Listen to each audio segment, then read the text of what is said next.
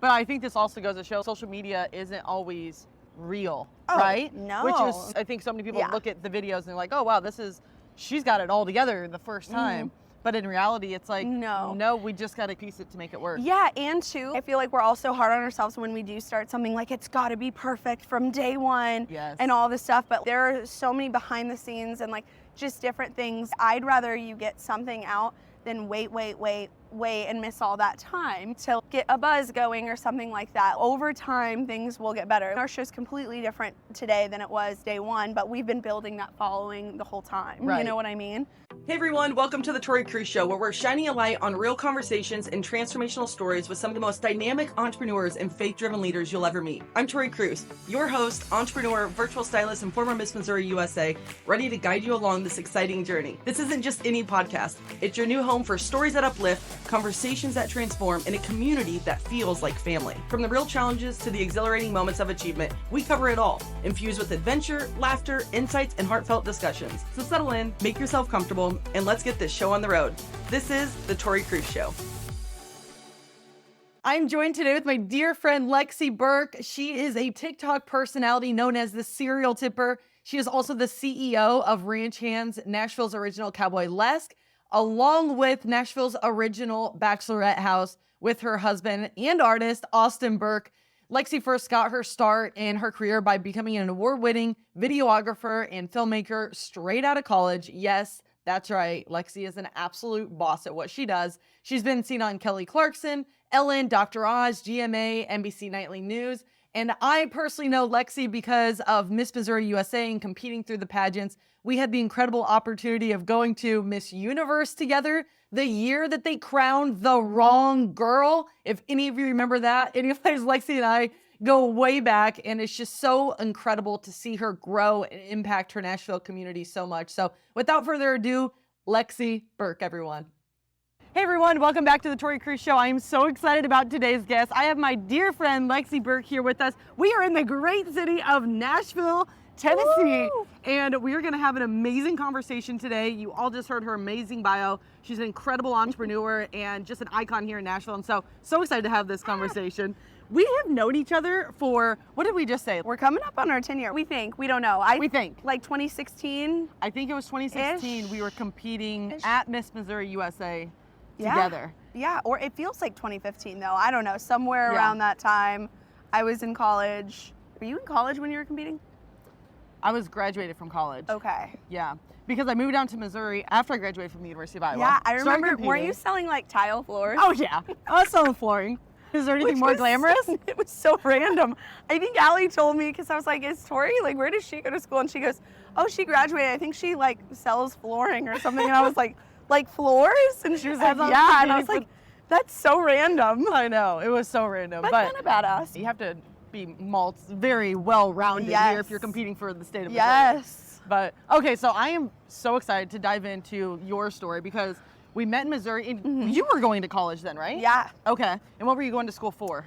Digital Cinema Arts, which was basically like their videography filmmaking degree. And so it was a brand new program there and not a lot of students involved in it, which really sounds like it wouldn't have been that exciting, but they had all brand new equipment, which was amazing. Red cameras, just like the best equipment ever. So I was thinking, even though my professors like aren't teaching us that much stuff, like I would literally check stuff out, take it home and watch YouTube videos and learn it, because they didn't really care or like really know the value of the equipment that they just got. I don't know if they got gifted it or whatever. I feel like somebody came in, set it up for the school, and then pieced out. But it was such an interesting time in my life, but I loved it. I loved Lindenwood. It was great. I really liked going to a smaller school, which is weird because I always thought I wanted like that big university thing. Yes. But it just worked out that way. I used the pageant scholarships. Because Lindenwood used to be a sponsor for Miss Missouri. And so I got to stack them too. So I was top 5 one year. I was first runner-up in Colorado, so I got to use that money. And then I top 5'd another year. Was first runner-up in teen. And so I got to stack them, and I think I just had to pay some of like my books and like 10% of my room and board. It was insane. That was like one of the biggest perks of pageantry. And I made the mistake of competing after college. You wanted it for like the trips and like the photo shoots and like the platform. Yeah. That's amazing. So I think that's interesting though, because Yeah. like you were even super innovative and entrepreneurial when you were in college, like being resourceful with what they couldn't provide, but you still found opportunities, which is a true testament to what you're doing now as an entrepreneur. I think every time that I call you or I see you when I'm in Nashville, you have a whole other business venture. A whole other that's life. oh my gosh, yeah, it's crazy. And you have a baby, like life is just so full right now. So walk us through, when you were in college, and you were in Music City. I hope this mic is picking up this live music right here on jazz. this Walk and Talk. Yeah. No, this is good. Yeah, this is good. Some background music. But so you graduated college and then you were going for like film, videography. What was your desire after college? After college, I wanted to write and direct films. Yeah. And just be in any type of production. And so my husband now at the time, tell me if you want us to keep walking or stop. We just stop when we want to stop. We Not walk that I'm when we out of wanna breath. walk. I forgot it was going to be like 80 degrees. It is 80 and you're wearing a sweater and I'm wearing this blazer. It is, well, this But the is like, sneakers are on point. yeah, they are. Those are sick. I've been in like in a sneaker phase. If but you're watching this on podcast, you might as well jump over to the YouTube channel right now because I've got like these 8 sneakers pairs. are sick. Yeah, zoom in Well, on those bad boys. My thing is with everything you're about with dressing the part, I need to be so much better, but like with having the baby and some of my nights go till 2 a.m. Yeah. I'm like, the sneaks have been my clutch lately They're awesome. because they're cute and I can like still be a little bit fashionable but run around at the same time and not important. kill myself. Yeah. But yeah, I'm like trying to find that whole balance. Yes. We'll get into the We'll style. get into the style. That can be like I mean, you can teach me at the very end. But yeah, so after school I was like, I want to do film production, anything. And so my husband and I, we had been long distance for about 4 or 5 years. And it was the summer and he was doing so well with his music. And I was like, let me like film some of your video stuff. I came out here, worked as a server right at Florida Georgia Line House. Shout out. I love it. FGL House. And I started shooting for him and like just different friends. And then I became like the go-to girl to do videography for independent country artists out here. And so that's what I did all the way up until the pandemic. And then the pandemic happens and all of my clients are independent artists who are completely out of shows, everything, and they're not just gonna have content filmed for fun because we're all in lockdown, nor can they afford it. And so I was literally like, I have no idea none of us did, what's gonna happen. And so that's when I started really getting into social media and giving back because it was such like a dark time. So my birthday was during the pandemic. I jumped online, asked everyone for my birthday because we were gonna finally go out to eat because we were opening up around that time. It was like phase 1. It was like 7 weeks after a shutdown, which isn't that long, but it felt long at the time. Oh my gosh, yeah. I mean, but I know nobody knew like what was going California on. was shut down for a year, so I really can't complain. Yeah. But I was like, we're finally gonna go out. Let's all raise money for a server who has been completely out of work for a long time. And so that's what I did. I raised like $3,000 with that. And then so we tipped 3 servers that weekend, like roughly $1,000, and it blew up because Did you guys hear that though? Roughly $1,000 they tipped servers. Yeah, it was Very like so cool. $1,030 or something like that. Because we like divided it exact. Yeah. And so then we did that and then it blew up and then pandemic, everything still shut down and I was on a walk and I was like depressed after that. I was like, that was so fun. So many nice people out there. It was just such a good thing to see on social media because all we were seeing was like so many negative things, obviously, with 2020. And so people were like, oh, I missed this because it would resurface on their feed after it had happened. They're like, please do another one. I was like, do I do another one? And then sure enough, I was like, screw it, let's do a round 2. Like, let's just keep it going. And so it went for 2.5 years during the pandemic. This year, it'll be 4 years ago it started.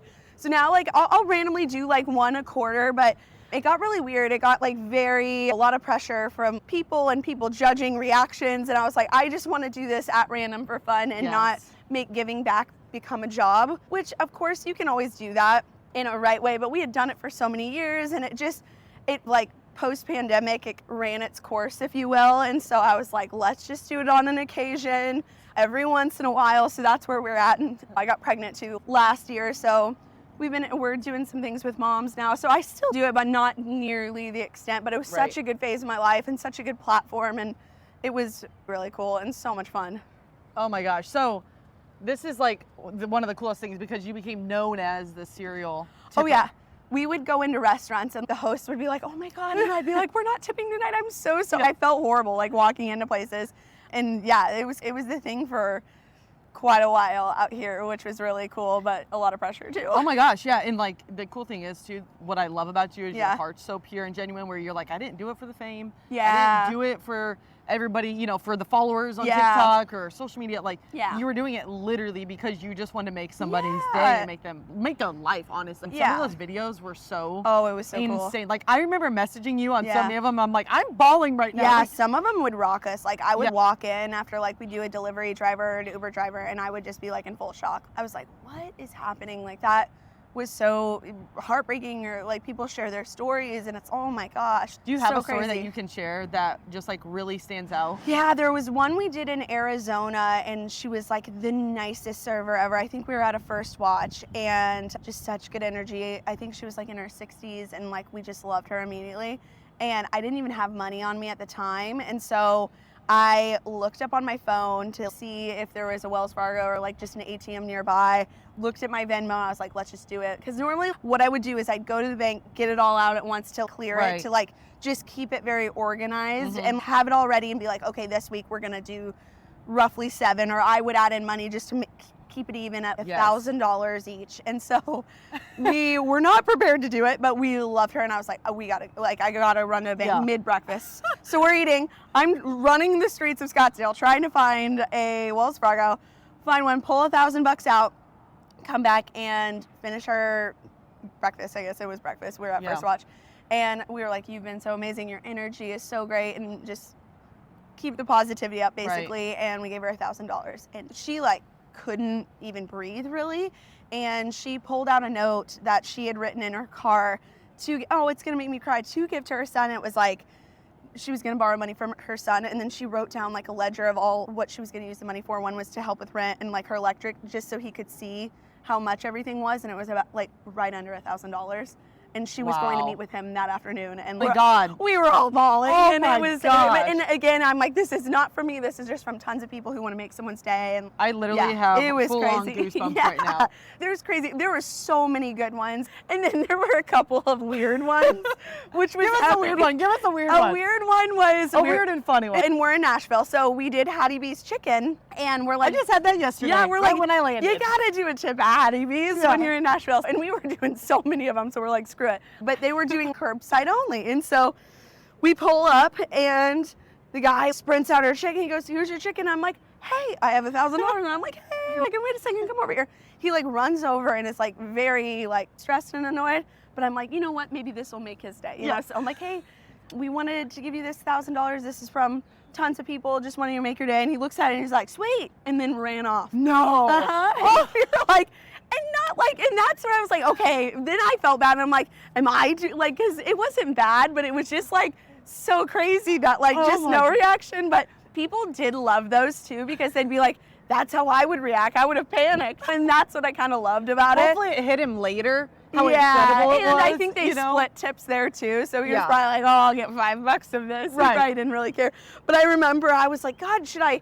But then I was like, "No, I'm not going to go back. That's weird." That's where it gets icky. Where Yeah. I'm like, "Hey, do you have anything going on in your life with this So money?" did you video that one? We videoed it, and it was Yeah. like 10 seconds, and I posted Oh it, and my people gosh. were like, "What?" But people thought it was funny, I think. But it was crazy. That was probably our worst one. Oh my God. Not worst, but like You know what, our like, most what if- random reaction. Hopefully, like I said, hopefully later on he was like, okay, that was super generous. Maybe he paid it forward. Maybe, probably not. But But it's like okay. wow, that full tour, you know? I'm like, hopefully that's what happens. Oh Well, my it was gosh. funny too, because like I follow Mr. Beast and like Jimmy Darts and stuff, and they do the same thing. And it was funny though, because they would give away cars and people would be like, "Awesome," and like same reaction. I was like, okay, I think people are just in shock. Seriously, some people Yeah. just don't know how to receive either. I think that's the Yeah, big thing. which is normal too, and Yeah. especially when there's a phone in your face and all that stuff. Yeah, definitely. It's a lot. Okay, so you were known as serial tipper, Mhm. and you actually went on the media for this, right?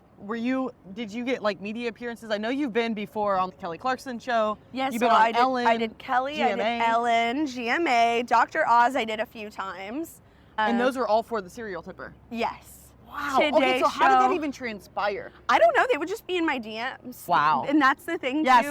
same. It would be like so a video would go viral, and then it would be like the day following it. If Yeah. it would get over like 6 million views or something crazy, Yeah. it would be like, "Hey, I'm so and so from The Ellen Show, please email us, love this video or whatever. So that's What always, was that experience like? Because I think sometimes people see TV, they see Ellen, they see GMA. yeah. What was the experience like? Actually, walk us through the feelings of what it was walking into the show. Ellen was probably the biggest experience for me because I actually got to be there because so many, it was again COVID, so they wouldn't fly you out. Right. So it'd be Zoom. And some of those pre-production like meeting, like it was very stressful because we'd have rehearsals and all this stuff, and one of them, they'd have me tip in Nashville and I'd have to film it, make sure I had other people like getting audio and coverage. So I was like producing my own pieces for them, and they were like in New York or whatever. So it was very stressful, and like you just hope you did a good job, and like it was a lot going on. And too, like some shows would reach out, or like the local news wanted to do like a setup tip, but they'd want a backstory on someone, and then they'd call, and it'd get weird really quickly because like then it was just, I'm like, you guys, we just show up, and if it's like a moment, we'll do it. Or even if it's not and we are just due to tip, we'll do it. And so my whole thing was, it was at like 95% of the time it was at random. Yeah. And so every once in a while we'd hear, oh, there's an amazing server somewhere. And if we like felt like we had been to every restaurant, which happened, we would be like, okay, let's drive out to Madison and hopefully we get that server or whatever like that. But so many news people, they'd be like, we're gonna email and try to find somebody and all this stuff. And I was just like, oh, this sucks because it's just so much more fun. It was like inorganic. And then too, sometimes they would spend so much time finding a story or like whatever, and then we'd go and it'd be like, okay, sweet. And I don't know if they did it for the reaction or whatever, but I always felt like if you fish too much, just let it be, you know? And so that was like the one thing. It did get hard to work with some media outlets, but I did get good at it. After like a year later, I'd be like, hey, this is what works. This is what we should do. Like, just trust me. And for the most part, it worked. So that was good. So something that comes to mind when you're saying all this is like, you built this brand around the serial tipper without even truly meaning to. I feel like when a lot of people start a personal brand or a business, they're like, this is what I want to do. This is my vision. Yeah. And then there was no plan. It was, again, we were in a pandemic. You know what I mean? We were in crisis mode. Nobody knew what was going on. Yeah, like I always was like very laid back. Like I would wear like shorts and t-shirts, and I just didn't want it to ever, but that's what I love is because like people saw that and they're like, oh, this is Lexi. Like you've never put on a face or a front to be somebody else. And when I'm thinking of people just developing their personal brands, is there anything that comes to mind for you that you would give as a piece of advice to someone to stay authentic to who they are? Because sometimes you put a camera in front of your face or you start doing things and you start to change. God, I feel like this is more of an open conversation because it's like, I feel like I'm such not a brand. Like I give back, and this is where I even have a hard time. I give back, and then from 9 p.m. to 2 a.m. I run a shirtless cowboy show. So I'm like, how do you even That's brand what we're getting into next, folks. How do you even brand that? But somehow it just works. So I don't know. I think it just depends on what you're going for in life or what public speaking for you and your brand. Like you have a skeleton, but if you are entering in a world that hasn't really been done before, it's very hard to sometimes find your brand and what it's going to look like. And you almost just have to do whatever you're doing to the best of your ability and let the brand find you, if that makes sense. That's a good idea. Let the brand find you. What do you mean by that? So with the giving back, I wasn't like looking at like somebody who had done that before on a weekly basis during a worldwide shutdown. So I didn't really have anything to look at to inspire me. So I just had to roll with it and let it become its own thing and let it be itself. And then that became, okay, this is how we do it, or this is how it's gonna be or look like and all that stuff. So like things definitely change over time. And also too, I think people get very stuck in their heads with like social media and stuff. Like, I'm gonna make this series and every Tuesday I'm gonna do this and that. Try it out a couple times. Don't make it this whole brand series, because what if it flops and then you're like depressed because you're like, God damn it, excuse my French, I have to go film now these on every Tuesdays. Do I even like doing these? Like, just let them be and fish a little bit. And that's the beautiful thing about like Reels and TikTok is you don't know what's gonna go viral. So don't put yourself in a box. And not that we did the tips to go viral, we were in crisis and wanted to do that and give back. But I know people come to me for social media advice, like, how do I know what's gonna work and what doesn't? And I'm like, I think you just test it out. And two, like you said, just like staying true to you, let it find you. and not always forcing it. I always Yeah. say now too, it's just like with the podcast and the relaunch, I'm like, I'm not doing this thing if it's not fun. Yeah. And so I love traveling. Yeah. I love highlighting other people's Yes. success journeys and just their life and the Yeah. hearts and highlighting you guys. And so I'm like, why not do it in the coolest cities Yeah. and travel and make it fun? Because if you have your own business, if you have your own brand, it's like, why are you doing it Yeah. if you're forcing it just because other people want you to? Yeah. But how can you do it in a way where you can also impact others? And you're and doing feel what authentic works to for you, Yes. and you're traveling, and you're like, okay, I can fit this in. And now, after I think you said you have so many episodes, now you have a little bit of a flow, and you're like, this is how it goes. And like, you learn along the way Yes. too. You do. I think I had about 12 or something in Texas. Yeah. And here I have 3 in Nashville. Because I'm like, Totally. I'm not gonna stress myself Totally. out to completely. And so that's something too. I that I will would say suggest. with the tips and ranch hands, like 2 of the things that have been I feel like pretty positive and successful in my life, like I didn't get advice from anyone.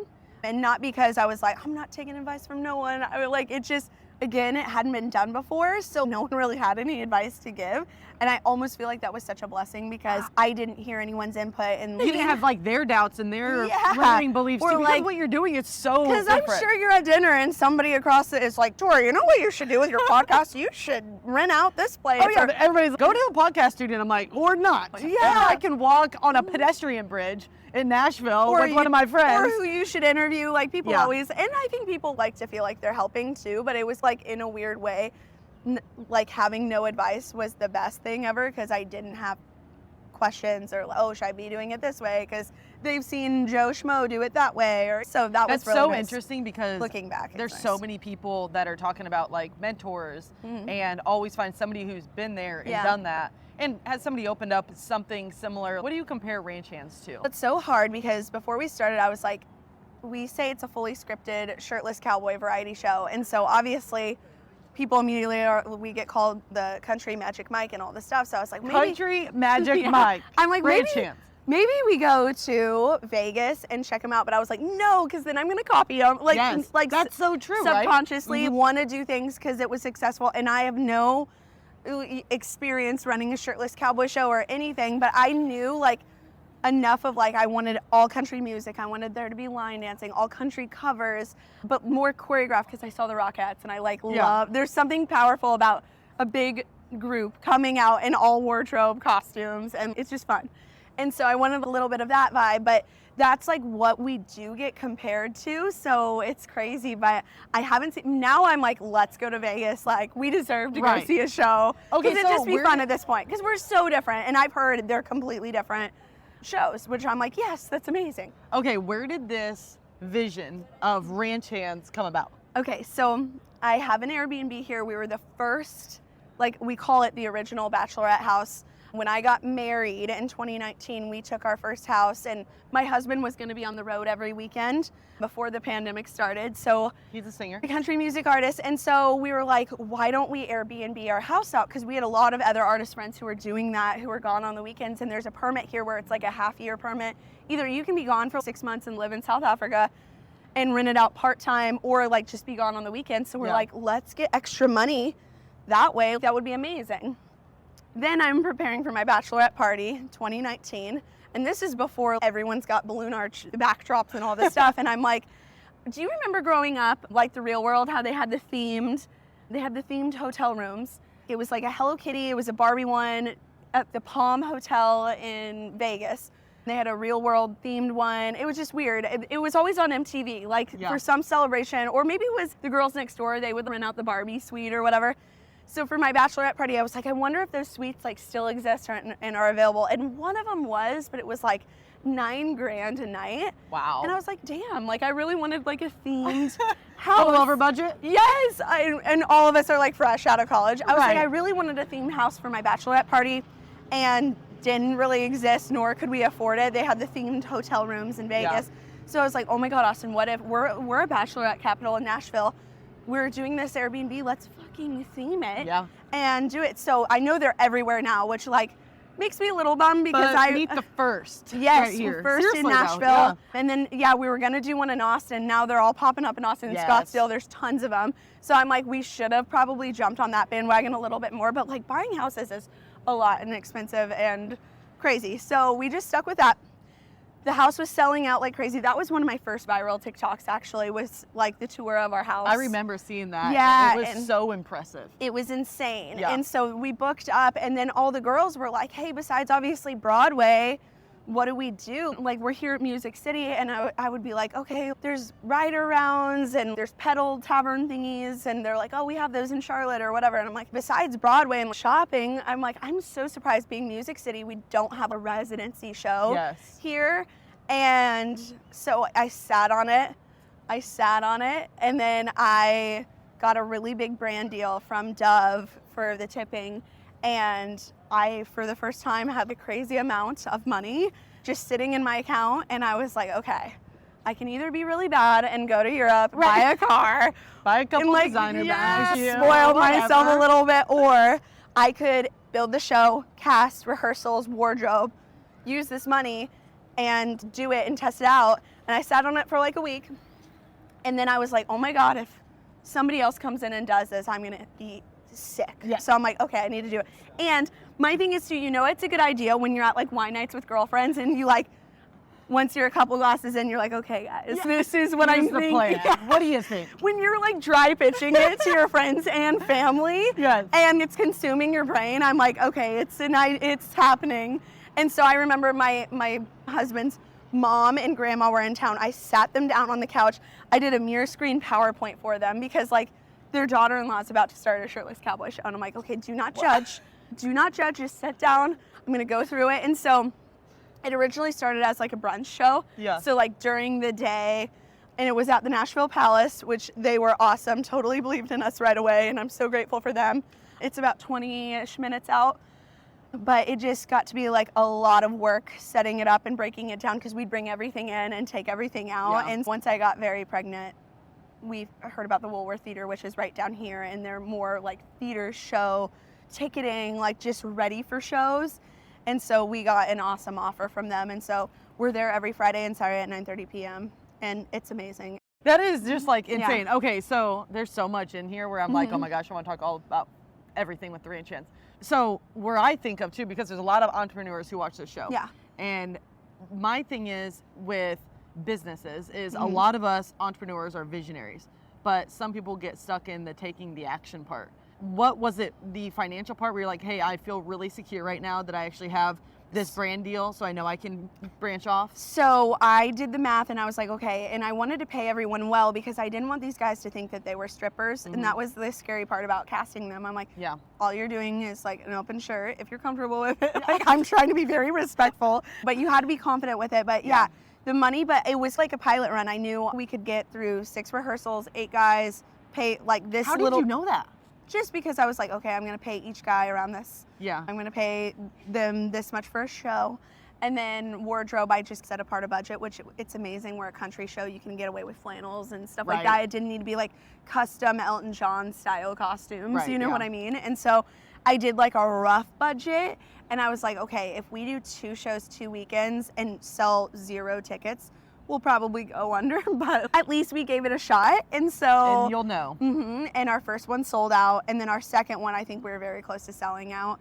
And so like we made like half of our money back. So how did you market this to TikTok, sell out the first all time? TikTok. Oh, because you had the big following on TikTok. Yeah, and that was a little bit of a weird post being like, hi guys. Welcome to my shirtless. I have an idea. Thank you all for giving back. I have an idea. I posted that and then I immediately made it its own Instagram and I think its own pages. And I think our second or third one went viral. And I just can't even believe because we were like, we had no footage. We were in like rehearsal. So like I would cheat as much as I could. Like we had a fitting, like I would line the cowboy hats up and make it look cool. Right. Like even though like inside, like the guys are wearing like Nickelodeon t-shirts and like gym shorts. Like they're not in the brand, if you will. I think there were like 2 rehearsals. I was like, hey guys, I'm gonna have you throw on a pair of jeans and a hat and we're gonna run through this number. And like they weren't all clean and stuff. So I'd get their feet, I'd get behind them. I just cheated as much as I could just to have anything to post. Where did you learn that branding mindset of making it look appealing to post on social? It was like our first rehearsal or 2 and it kind of like, it would have been bad if I would have posted. Yeah. them all not together, you know what I mean? So I had to cheat it to survive because they were learning. When you say cheat it though, what do you mean? Cheat like a shot. So like if there's 10 guys all doing the same dance, but they just learned it too, and I'm not, like the guys had maybe this choreography in their head for an hour, so they're not expected to be perfect, but we've got to post something. So they're all off and trying to learn the things, so I'm like, let's just get their feet. Maybe if there's 2 seconds where they're together, pull that. And then we had some songs, there's like some moments where they get introduced and they have a little solo, so I took each solo, you know what I mean? Right. Because I didn't want to post it and then be like, oh, this looks like it's going to be a hot mess. Right, They don't know that it's our first rehearsal. Yeah, but I think this also goes to show social media isn't always real, Oh, right? no. Which is, I think so many people look at the videos and they're like, oh, wow, she's got it all together the first time. But in reality, it's like, no, we just got to piece it to make it work. Yeah, and two, I feel like we're all so hard on ourselves when we do start something, like it's got to be perfect from day one and all this stuff. But there are so many behind the scenes and like just different things. I'd rather you get something out than wait and miss all that time to get a buzz going or something like that. Over time, things will get better. Our show's completely different today than it was day one, but we've been building that following the whole time. Right. You know what I mean? What do you think the key is to building a consistent following? That's like a hard question for me, I feel like, because one, I mean, they're shirtless, cute guys. You know, it's pretty easy to find your following with that. And then I know the tips is completely different, but I don't believe in like posting every single day. I think posting like better content and less of it than just like tons of crappy content. Right. I think just being with it and just sharing. I think if your product is needed, it'll do well. Just having a good product or having something somebody needs or keeping it niche-y too. Say you're working with a company that, I'm trying to think of something Did that's... Dove reach out to you for the brand deal? Yeah. Have you ever had to reach out to brands to... Yeah, I feel like I should do that, but like I feel like, not like brand deals are like dating, but I feel like it's always harder to get a brand deal if they're not reaching out to you. Right, yeah. So I mean, I always talk about what are you attracting into Yeah. your life, and you have, because of your heart of giving, Yeah. you have attracted some huge opportunities. Yeah, it's been crazy. Yeah. And so many random brands too, which it's cool. It's cool when brands reach out for like the tipping and stuff, because I'm like, that is so cool. It's a company that wants to give back, or that makes me really What happy. is like the funniest, most off-the-wall brand? You don't even have to say the name of the brand, but what they do or what their product is that's reached out to you and wanted you to market that. there was a dildo company. Yes, I was I like, knew there had to be a yeah, good one. they wanted to pay me like not enough money at all, and I was like, you've got it. And I had fun with it. I was like, if you guys give me this amount of money, I'll do it. But I text all my friends and I was like, you guys aren't gonna believe, like this is crazy. And they're like, if it's an insane amount of money, what's that? There's like a TikTok sound and it was like, get that money, girl, or like something like that. But I was like, if it's an insane amount of money, because I was thinking too, if it was that insane amount of money, I was like, I could go and do more tips or do something fun. Yeah, you know? could do a lot. Yeah, oh my gosh, so, that's hilarious. I yeah. knew there had to be one good one in there. There is one, yeah. Okay, so you have the serial tipper, of course. Are you still? You said you're doing that here and there. Yeah, so right now I'm working with Da Vinci. It's a baby company. They do rockers, they do any nursery furniture you could think of, cribs, all that stuff. And we're surprising 5 moms on Mother's Day with 3 of the items. We're gonna try to do an ultimate baby shower here where we pick 5 moms and just have all these gifts and stuff like that. So that's what I'm doing right now. But yeah, I'll probably do another tip in the next couple weeks because we're coming up on the 4-year anniversary. Because my birthday was in April, but we didn't go do the tip until restaurants opened up, which was mid-May of 2020. Wow, so it's almost 4 years, which is crazy. Insane. That's really crazy. Okay, so we got to get into the nitty gritty here before we wrap up. So you have all these different business ventures. You have the Airbnb, Ranch Hands, the Wedding Chapel now, which is so cool and exciting. Yeah. Oh my gosh, you're like taking over the city of Nashville. I freaking love it. Love to see it. And then the serial tipper. So you have all these things. Is there ever a time, like you have such a great attitude and mindset, and like you're a visionary and driver and a doer. Yeah. Is there ever a time where you're like, holy crap, what if something doesn't work out? And you start to doubt yourself? Yes. Like, what is that process like? Yeah, I think that's why I put my eggs in so many different baskets. So say one day everyone's like, screw shirtless men shows. Like, we're over, that's out. Or like just anything. Or screw staying at Airbnbs, hotels are back in. Or just something like that. Like, I think keeping yourself well-rounded has been my saving grace because it's not so much pressure on ranch hands. So Right. much pressure. Yes, ranch hands is my most successful thing, or like the tipping, that's all it was. That was before I had all these other things. I mean, we had the Airbnb going, but that's where it got a little unhealthy because that's like I had so much stress and pressure and focus because that's all I had and that's all Right. I had to think about. And that's where like the anxiety and stress came in. I was like, whoa, like we gotta put our eggs in other baskets. How or do you just spread do? it You have out. a team of people that help you with all of it, or is it just? No. How do you put things in different buckets in your head? Like I'm thinking of all these like 4 different buckets in your head where you're like, all right, serial tipper, brand, because you weren't doing that for money, but now you are bringing in money from Yeah. that because of the brand deals, right? So like brand deals, I'll try to do twice a month. Airbnbs is Thursdays. The show is Friday and Saturday, but like Thursday's heavy show prep day, and then Right. Wednesdays, and then I'm always on my email for that. And then the chapel, that'll be where it gets interesting because it's gonna be like the weekends as well. So that's when I'll probably hire someone. But it's so new and so sporadic when we get our elopements there. And I want to be so hands-on. I want to learn every job. So when I put somebody in a position, I can do better at training them or whatever. You know what I Right, mean? yeah. Instead of starting something, having somebody come in and both of us not really know what they're doing, which is what happened with Ranch Hands. I've hired some people and friends and put people in positions and it blew up so quick. Like I had no time to really prep, and that was like one really hard thing. Yeah. Was like, do we need this, or is this ridiculous to already be adding this into our staffing? It all happens so quick and people tell you, oh, you need this and this, when you can keep it still small or whatever. It's just learning, but a lot of things I do myself, and that's something I need to get better at and probably hire more people on, but it's okay right now. Yeah. So we're getting through it. So you have I always find it so admirable when women are married, they have a kid or multiple kids, and also an entrepreneur. Yeah. And you have multiple businesses. Yeah. You have a spouse Yeah. and a child now. Yeah. So how in the world, like what is your key, just maybe 2 tips on time management Yeah. for people? The beautiful part about Benny is he sleeps. So sleep is number one. If he weren't getting sleep and I weren't getting sleep, it would be a sinking ship. We would Yeah. have to figure that out. And I know that's hard for every parent, and people are probably like, sweet, thanks a lot. Like that's so much easier said and done. But I'm just grateful that he sleeps a lot. But me and my husband have a great relationship, and whenever I'm overwhelmed or I need full day to like book things up and take care of things, he'll take them. But then I need my days with my son too. And the beautiful thing about him too is he's kept me from overworking, which I'm just groomed to always do. So Right. like I will pull off, and it makes you go through things and be like, okay, do I really need to do that? Do I really need to do that? Can I hand that off? Can I do that? Because you need to be with your son. So in a weird way, he's made things easier, which sounds so psycho. That's freaking awesome. Yeah. I mean, it is, because you hear so many times they're like, oh my gosh, kids, just like it adds a whole other No. component to it. But you just have such a great He's made me outlook. rein it back and be like, okay, I don't need to run that errand. I don't need to go Prioritize. look what's at most important. wallpapers for the chapel. Like I can order something. Don't need to go to Target for 2 hours today. Yes, Get my exactly, Starbucks and buy like exactly. $300 of unnecessary Exactly. things. Yeah.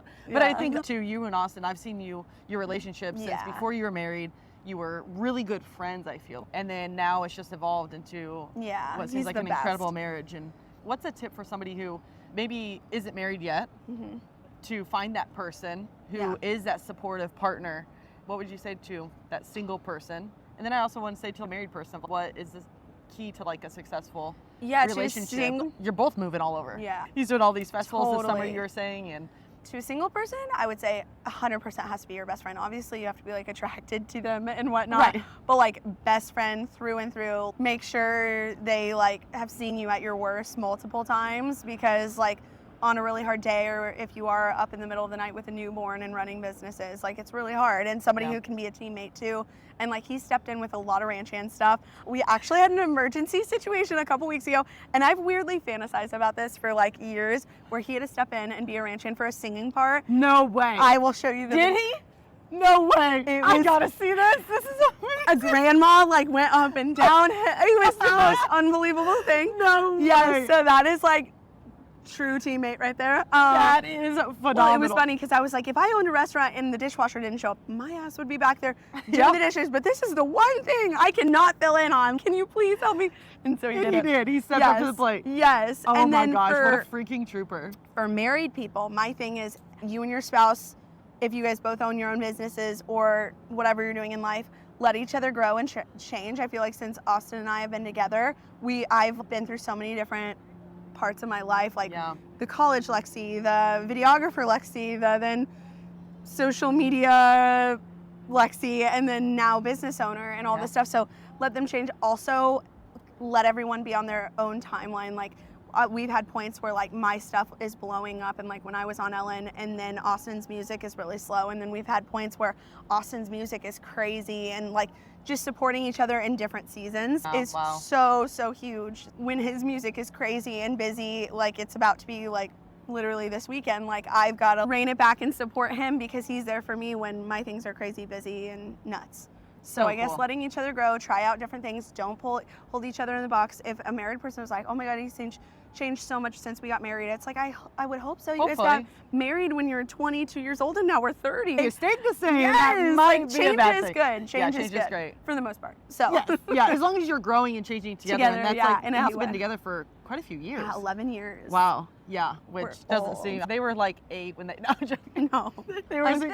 I'm 30. Oh, you had just hit 30. Oh That's my right. gosh, it's crazy. But I am just honestly like, you're such an inspiration just for entrepreneurs who are listening, who are building their own brands, like Thank you. going through that whole journey. I really think the investment properties and everything is super interesting. And just kind of wrapping up, I do want to touch on that just for a second too, is what would you say if there's, I think you hear a lot of times men investing in real estate, but not oftentimes a woman who, you just turned 30, right? So like a woman in their 20s investing in real estate, like the Airbnbs and the chapel and all that. I think it's just really fascinating. Oh, thank you. What is something, like if a woman is wanting to get into investment properties, what would you suggest to them as like their first couple steps?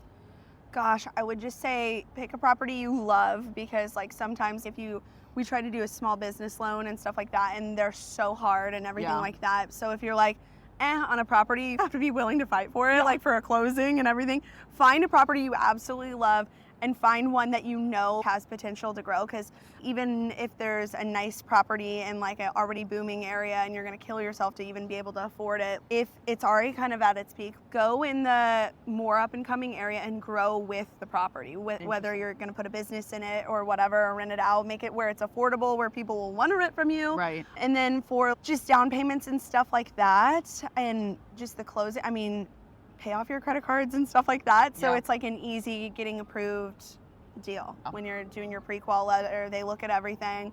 I remember literally they're like, why were you late on your mortgage payment from 3 years ago? And we had changed business management teams, but I like had to tell them like it was just a mess up, but like they see it all. So just be on top of your stuff for a few years and pay your stuff off, and you should be fine. Yeah, that's so inspiring, because I mean, I personally, even selfishly want to, want to learn that too, because that's something that's so wise, especially like as you're growing. All right, now we're in one of the best cities, I think, in the U.S. Should we go get something? I love Nashville. I feel like we need to go walk down Lower Broadway, go pop in a place. But what's your favorite thing, if you had to say, about Nashville? That is like the hardest question ever. I've asked a lot of questions, and this one's the hardest. Yes, the people, because I lived in LA and everyone wants you to struggle and pay your dues, but this city, like, you will meet somebody and they'll be like, oh my God, yeah, my best friend knows Tim McGraw. Let me connect y'all. Like, it's just one of those towns where everyone helps everyone, and there's like a chance for everyone to win here, especially if you're in your 30s, whatever, you're starting a business. It's such a good city. There's so many needs for so many different things in a big city like this. So say you're a amazing car wash company that has like the coolest idea for a car wash, come here, because there's so many people living here and traveling and driving in on the weekend. There's just so much. You don't just have to be a country music star, is what I'm trying to say. Yeah, I think that's what a lot of people think when they think of Nashville. I mean, it is Music City. Yeah, no. But there's so many opportunities. This place is like, you just look out at the city. There's so many the amount of cranes. Okay, so what do they say? I think they say it's like a growing city if there's 3 to 6 cranes, and there's 1, 2. Okay, we heard yesterday 4, 5. in an Uber there were 27 cranes. Yeah, you did? Yes, 6. 27. Okay, I'm not even gonna count that. We got the number last night in Uber. So many times. Yeah, That's so crazy. It's pretty crazy. All right, so the people are your favorite thing about Nashville? Yes, easily. Yeah. Well, and it's so fun. Okay, like it's a Tuesday. We're about to walk down the street, and it's so fun to see that people are all here. People are celebrating for something. They're here on a work trip. Like, people are just here to have a good time. Yes. And people like are happy. Yeah, and at the end of the day, that's all we want. We work so hard so we can come here to have a good time. Such a good vibe. Yeah, I love it. It totally is. Oh my gosh, see, this has been so much fun. Okay, I have a question for you. Okay. if you were to like style me postpartum, doing like such random businesses, like where would you even begin with something? Like how do you start somebody from scratch That is who such like a- doesn't really know their style? Yeah, so always the very first thing is I need to get to know the person. And of course Okay. I know you and also your business. So you take me on a date. So I take you on a date. I pursue. No. We have a style identity questionnaire that you actually would fill out. That's Okay. super extensive because I have to know not only who you are, Okay. but also your brand, your business, and then like I just said a little bit ago, it's like Yeah. what you want to attract. Okay. Right. So that's really the main thing. Is okay. So when you go to the chapel, like you're going to dress different when you. Go to the wedding. I wear like a blazer and stuff. I Yes. wouldn't wear this. Yeah, so it's like it's different things. Like when you go to the chapel compared to ranch hands, Yeah. compared to a media interview. Yeah. Right? Like just different things that you would wear. So we figure out, okay, what does your lifestyle look like? Okay. And what do you need most of your clothes for? Yeah. And then we find pieces that are extremely versatile so you can maximize your closet instead of just do one-off pieces. That's amazing. So we figure out like what colors complement you. Okay. I don't even actually like color analysis if you've Okay. heard of those or I done love one. color. Yeah. But like there's a lot of different color analysis that's like, hey, only wear this specific color. Okay. I actually think differently because you might have something that somebody's complimented you on forever. Oh my God, you look so great in this color, but the color analysis says don't wear it. So I Really? actually don't believe in that, and I actually Oh. go more with like how Why you didn't you do the feel. color analysis and we were like, that's wrong. I look great in that color. Like, no, that's not it. But so yeah, it's just really finding those pieces that are fit your lifestyle, Okay. fit who you are, your Okay. personality, and then also your different brands. So then you can take, you have a black blazer and you might wear it with jeans and a tank and those sneakers Yeah. to, let's just say, when you're sitting in a suite for the Predators game Yeah. and you're on that day. You're not just going there just for fun, like it's Yeah. a business thing. Or you take that black blazer, you dress it up with a pair of pants, maybe some heels, and then you wear it to the chapel. Yeah. You know, so it's like finding those pieces that are actually like that extremely you can wear more than once in versatile. different Yeah, ways. Okay, yeah. cool. So does that help? Send me Does the that- questionnaire, girl. I'll send you the questionnaire. Oh, it's bad. Well, you have so many different things too, but they're not too different where you can't use your wardrobe in multiple different occasions. Yeah, I got so much kind of maternity, but like stuff I wore all last year I cannot wear because it's like my pregnancy clothes. Yeah. But I remember when I was pregnant, I got rid of a ton of stuff because I was like, post-pregnancy, this is too teeny bop. Like I Yes. gotta get some new stuff. So now I'm at like a holding where I'm like, where do I go from here? Yeah. Well, I mean, too, it's like finding the stores Yeah. that you want, and also too, are you going to be in this postpartum stage? Yeah. For how long? Yeah, Because and then that that's the also thing depends too. I if, don't want to like- buy a ton of stuff because I'm like working out and Yeah. stuff like that. So it's like a funky in between, but I don't want to not feel good. Like Yes, you still want to now. look good. You still want to Yeah, feel good. So it's like weird. Yeah. But so another thing is that we always accessorize. So for instance, literally this gold chain belt Mm-hmm. that I'm wearing, it's like without this, it could look way more casual and I could put sneakers with it. But when I put on gold chain belt, Yeah. like accessories are one thing that like Yeah. completely Yeah, can that's so immediately true. elevate an outfit. So you could have just a plain outfit and then you put on gold chain Yeah. belt, It's the like jewelry those that is- videos when they and style you just it. add to you Yeah. just add to it with accessories and Yeah. it's like an immediate like going from ranch hands to the chapel, like for like a day tonight or something like Yeah. that. Yeah. I'm inspired. I'm inspired by you. Thank you so much. Thank you. I think we should like maybe do something on Broadway. I know. Should we just go up Lower Broadway and just bounce in and Yeah. grab a glass of champagne? Something. Mike behind the camera is like, I don't know. Mike's Are like, they yes. this crazy? Do you think Yes. they'll do it? Yes. Yes. All right. Thank you so much, Lexi. This has seriously been incredible. Thanks for tuning in to the Tori Cruz Show. If today's episode inspired you, let's keep the momentum going. For our YouTube family, don't forget to hit that like button, subscribe, and ring the bell so you're always in the loop with our latest episodes. And for our podcast listeners, your ratings and reviews are incredibly valuable. They help us reach more people and continue bringing inspiring stories your way. Remember, this isn't just a podcast, it's a growing community of family. Every like, share, and review helps us grow on our journey together, helping us to highlight more impactful stories. Until next time, keep being the light for yourself and others. See you on the next adventure.